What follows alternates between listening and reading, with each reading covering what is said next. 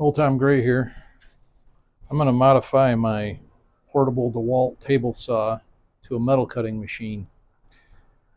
It can cut up to 1/4 inch pretty easily, but for sheet metal it requires 4 changes.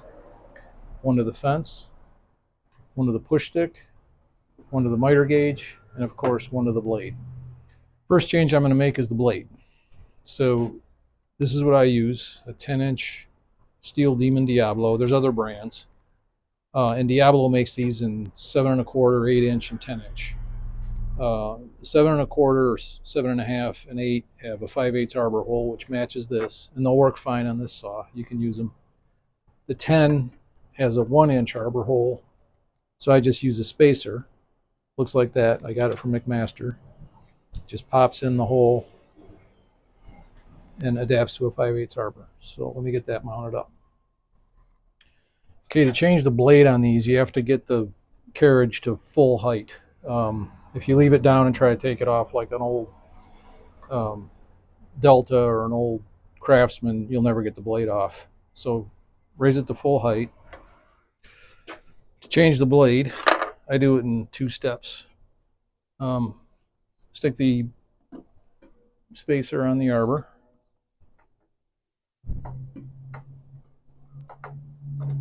Like so. Put the blade over the spacer. Like so. And then I use a second spacer to make sure the first one doesn't walk out of the blade. And why I do that is because the arbor washer is stepped. And I don't want the blade spacer to walk out in use. That would be bad. So I just use a second spacer just to keep it clamped.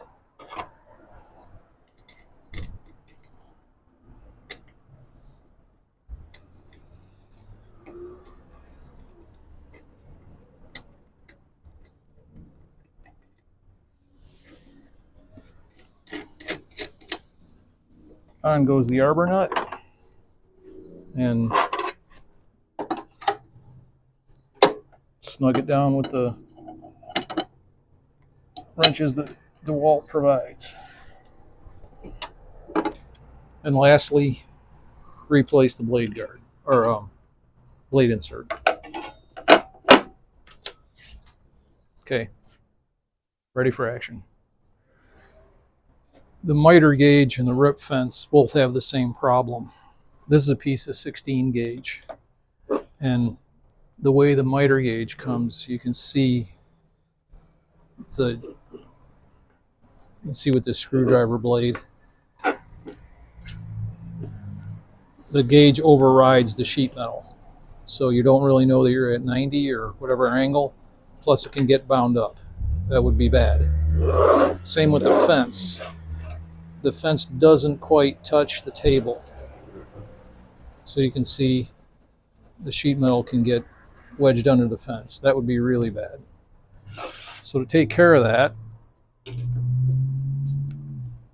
we're going to take some aluminum, just 1/8 inch thick,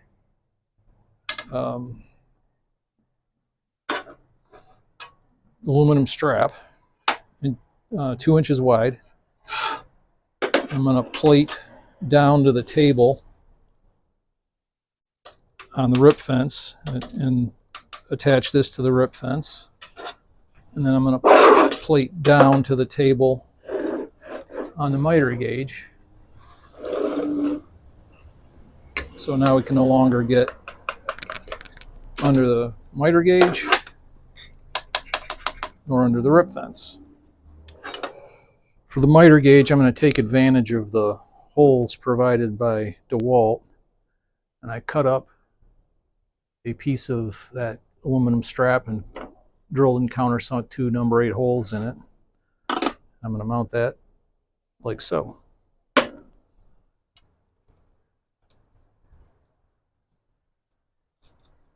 Simple as can be.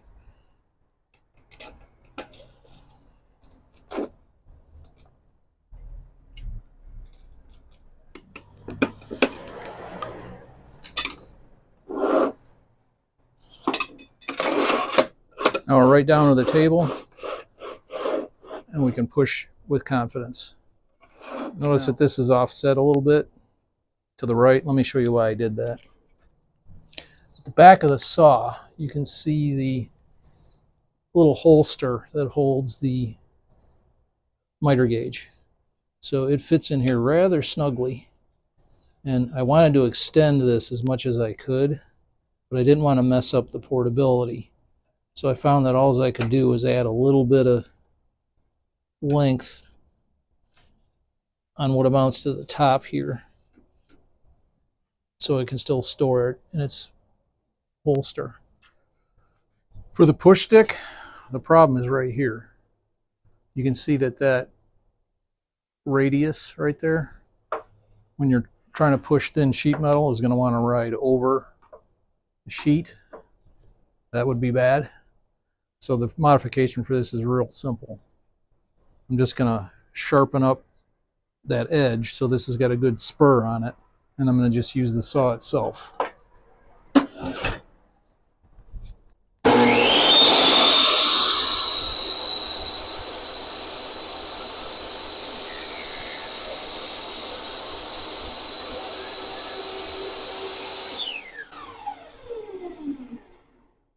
Just like that. Now it's got a nice sharp spur. Now I can get it right down on the table. Clean off some of that flashing. I can get it right down on the table and push even really thin sheet metal safely. And it still fits in the design location on the other side of the fence, right there. No muss, no fuss. Now for the fence itself. So I need a longer piece of this material. Let me go see if I can find one. Found one. And it's almost perfect. It's just maybe an 1/8 inch too long, but that's fine. I'm going to use it just like it is. But I've also found I don't have any screws that are long enough. So off to the hardware store to buy some screws. So I removed the rip fence and drilled my aluminum spacer such that the holes in it, 4 holes, 1, 2, 3, 4, are going to miss all of the stuff on the back. And now what I'm going to do is transfer those holes onto the fence itself and drill holes for the mounting screws.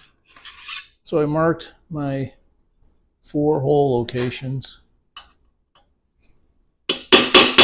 Now I'm just going to punch them and drill them.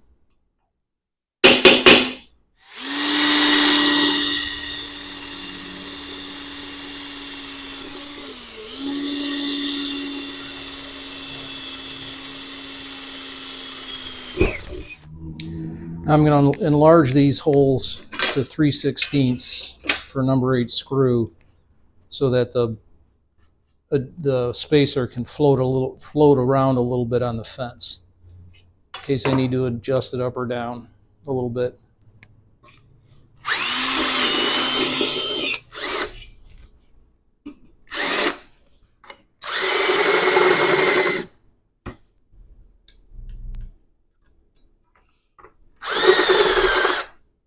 I'm going to make sure and countersink these so they're completely beneath the surface of this spacer.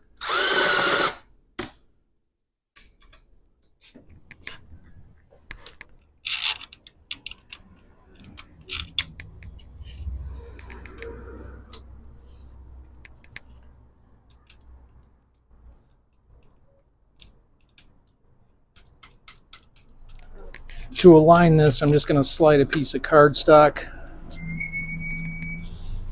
under the adapter and then snug down the screws. The edge of the table has a nice chamfer on it, but just to make sure that there's no hang-ups, I'm just going to take a piece of 60 grit and just gently knock off a little bit of the bottom of the adapter plate so that it glides nice and smooth over the edge of the table. As you can see, the push stick fits and the screws don't hit anything. So I can still get that out, put it back. Now I'm going to recalibrate the fence gauge. So I pushed the new fence adapter right up against the blade, just so it's touching, not deflecting the blade. And I'm just going to scooch this over to read 0 again, because right now it reads 1/8. And if I don't do this, I know I will forget and start making 1/8 inch errors. And even when I'm using this for wood, I'm probably going to leave that fence adapter on. Check that at a wider dimension, say 6 inches.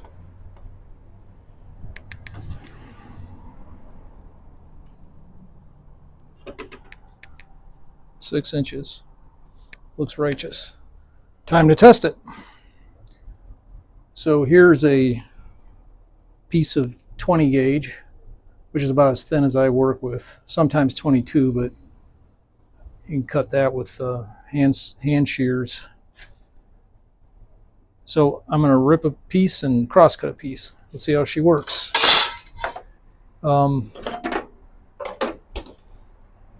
These blades are great, but they throw chips, not sawdust. So suit up.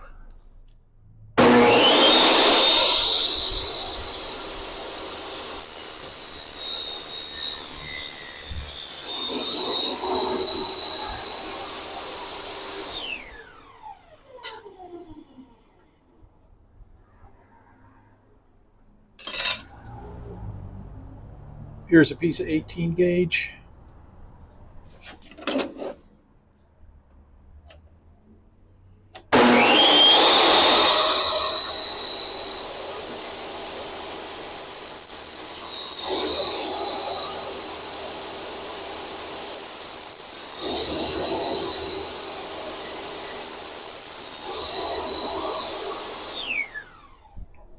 There you have it.